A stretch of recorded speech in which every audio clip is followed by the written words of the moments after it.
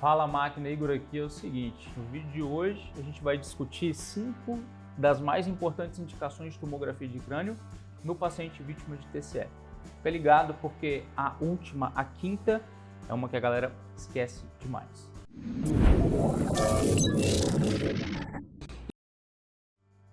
Mas por que eu preciso saber indicar uma tomografia de crânio no paciente vítima de TCE se eu não sou cirurgião, se eu não quero ser cirurgião, né? Se eu não pretendo ficar atendendo aqueles pacientes vítimas de trauma, não pretendo trabalhar em centros de referência de trauma?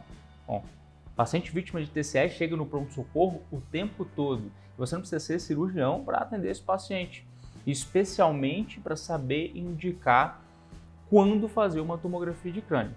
Né? Isso por uma razão muito simples. Não dá para eu fazer tomografia de crânio para todo paciente vítima de TCE. Eu não posso pedir tomografia para todo mundo.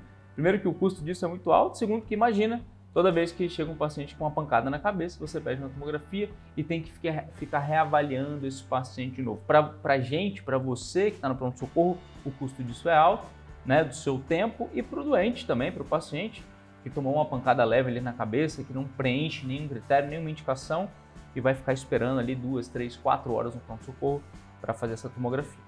Beleza? Do mesmo modo que eu também não posso dar alta para todo mundo, né? Todo paciente vítima de TCE, muitas vezes com indicação, eu mando o cara embora para casa, eu mando o paciente embora para casa, esse paciente ali tem um risco aumentado de hemorragia, de hematoma intracraniano, de edema. Isso não pode acontecer, né? O pior dos cenários.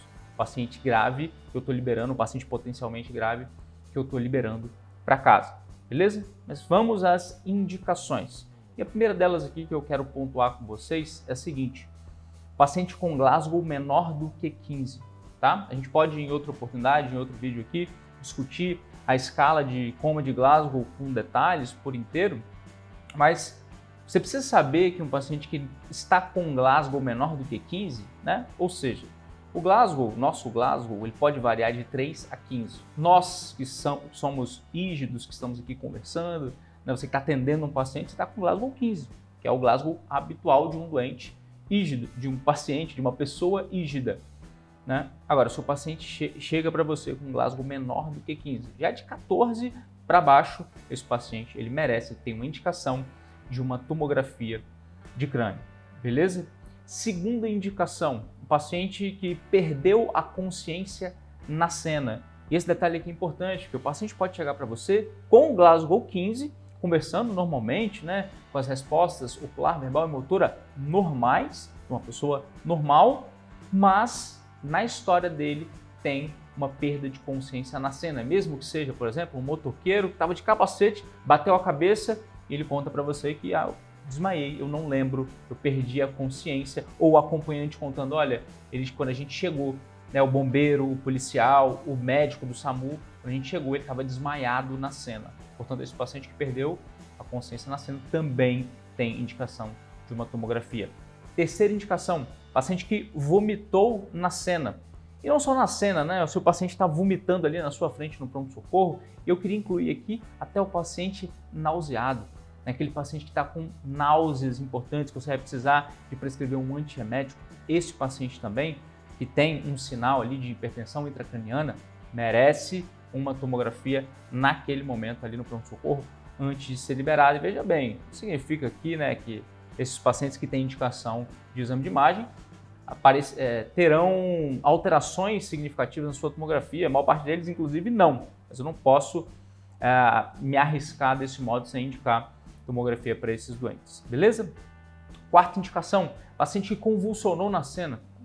Isso aí, né, só de você escutar já soa óbvio, né? Imagina um paciente que não tem convulsão, que nunca convulsionou, está ali, sofre uma pancada na cabeça por uma queda de própria altura, por exemplo, né, ou por um trauma qualquer que seja na cabeça, e tem uma crise convulsiva na cena, né? E o paciente ao mesmo tempo tem uma história, certamente um relato ali de perda de consciência, né? O paciente convulsionou, ele acaba também perdendo a consciência, então a gente pode utilizar ali a perda de consciência como referência para indicar também uma tomografia para um paciente que convulsionou, beleza?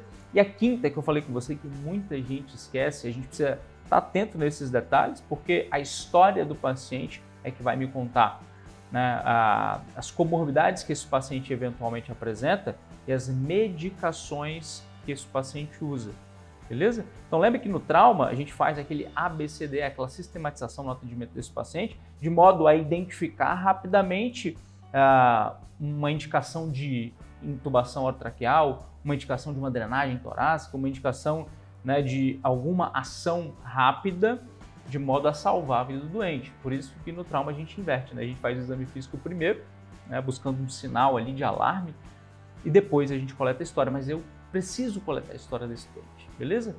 De forma objetiva, eu preciso saber que medicações que esse paciente usa. Por quê?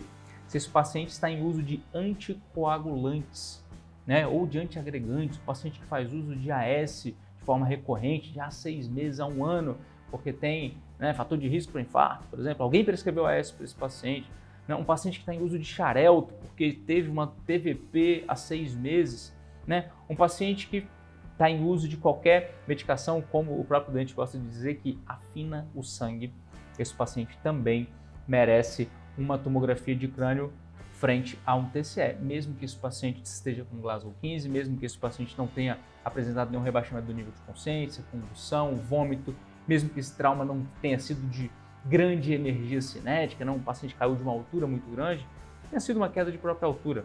Se esse paciente está em uso de anticoagulante, a probabilidade de hematoma epidural, subdural, hematomas intraparenquimatosos, intracranianos de um modo geral, aumenta bastante.